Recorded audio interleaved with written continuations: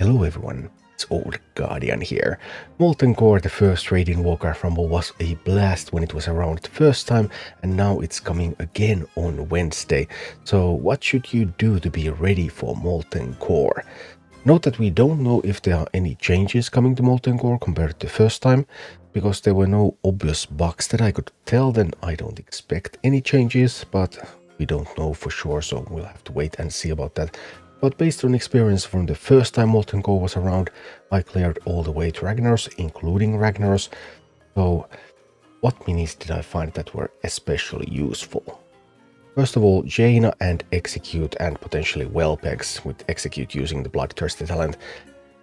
Possibly the best strategy. Execute can deal so much damage, especially when Jaina gives it +3 levels. So just a wonderful strategy, one of the top strategies also to beat Ragnaros. I actually used my Jaina on Luciferin last time, because I didn't really think that we could do like Golmac on -6 levels and stuff like that. I just didn't think that was going to be possible. I expected that I wouldn't make much progress in the raid, but progress was made, and using Jaina on Luciferin was not necessary. Execute was still really good on Luciferin, but using it with Jaina just wasn't necessary. So Jaina plus Execute plus some kind of Wellbeck plan. One of the strongest strategies, can be used in Ragnaros. Some people used it in Golmac, some people used it in Gar. So when you get stuck, this can be a strategy that you can pull off and progress a little bit more. So Jaina preferably with the clear casting talent, so that you would be able to just get cheaper spells, and Execute with the Bloodthirsty talent, so that if you have those Wellbecks or some other stuff hitting in there, then they get the Bloodlust. And boost slot, I used my first boost slot on Drakkisath on week 1, because I also wanted to do some Onyxia progress. But boost slot for Jaina, in order to boost up Execute, is another great option. Something that you could really consider when Molten Core comes around and boost slot comes from the first wing. Execute also strong in non-Jaina builds, so Execute one of the key minis so far.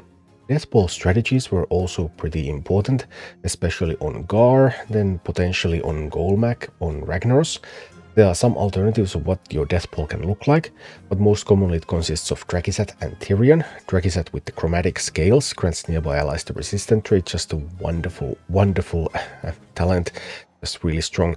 Tirion has more leeway. Tirion, all sorts of Tirion talents can be used. I used the Divine Shield one myself. And then Frostful Shaman. Frostful Shaman, I like it with Earth Shield, giving Drakkisath that armored, just a really strong ability. But there's some leeway in that one too.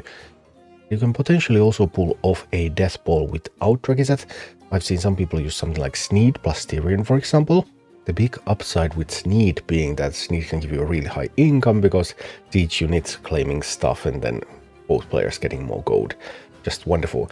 But Sneed is a lot more fragile than Drakkisath, so in general I do prefer the Drakki Tyrion's type of build for Gar, and potentially in wings 3 and 4. Speaking of Gar, I really liked having Skeleton Party with Ritual of Rime talent in Gar, just creating that defensive barrier that then is going to shoot at all the Earth Elementals that are going to come on your non-push side. It is not 100% mandatory though. I have noticed that people use the same one side Deathball push and then other side only defense strategy without Ritual of Rime, using some other minis to take down the Earth Elementals. But Skeleton Party with Ritual of Rime is really good for that if you happen to have one. I also reviewed all the armies that I used for Molten Core, and the one mini that I used more than any other mini in the entire raid was Pyromancer with the Pyroblast talent. Preferably with the Pyroblast, so that it can one-shot drakes and stuff like that. Just an incredibly flexible damage dealer. There are so many places where you need to deal damage to air, AoE damage. What else can you really use? Pyromancer is one of the best minis that you can use in Molten Core, so if you can get some Pyromancer levels before Molten Core comes around, then you should. It's just so good. One of the absolute key minis for me was Chimaera. My Chimaera strat for Geddon and for Golmac, so those tough wing 3 bosses, was just Chimaera, Corrosive Breath. Use some tools to keep the Chimeras alive. Maybe stuff like Holy Nova. Maybe Fairy Dragon. I'm not sure if Fairy Dragon was absolutely mandatory, but I use it a little bit with the Fey Blessing talent to give Chimaera resistant. and Holy Nova also with the resist talent, although I have noticed that some people have used the other talents too, so maybe it can work with the other talents as well. I just like to use it with resist to just try to keep those chimeras alive as long as possible. And if you can push some levels for your chimera, that's going to be really, really good. I mean, Gold Mageddon, they can both be done with something like level 22, 23-ish chimeras, but still, the more the merrier. As the higher you can get, the better they are going to be. Chimera just a superstar at Molten Core. And finally, for the Ragnar's fight, meet Wagon with the Filet Trebuchet, the range talent.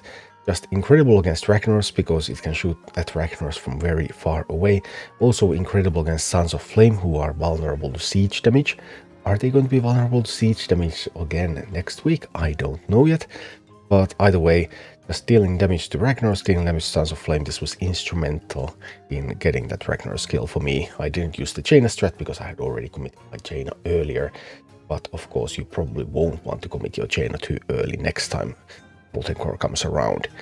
And there's potentially some uses for Meat Wagon in other bosses as well. That bar hitting ability is just very strong, and I'm going to try to weave in some more Meat Wagon strats maybe. I'm not sure if I'm to use them, but I've heard that people have used Meat Wagon in multiple bosses. So Meat Wagon with range talent, another really, really good option. Overall, I don't think there are a lot of mandatory things in Molten Core, but there are definitely these clusters of minis and talents that are very, very strong and very useful. And if you have the time and the availability, then trying to get some of these minis to good levels, getting them equipped with the right talents, can really help you out when Molten Core comes back next week. Thank you for watching. Click like and subscribe if you enjoyed this, and a special thanks to all of my Patreon supporters, YouTube members and Twitch subscribers who make all of these videos possible.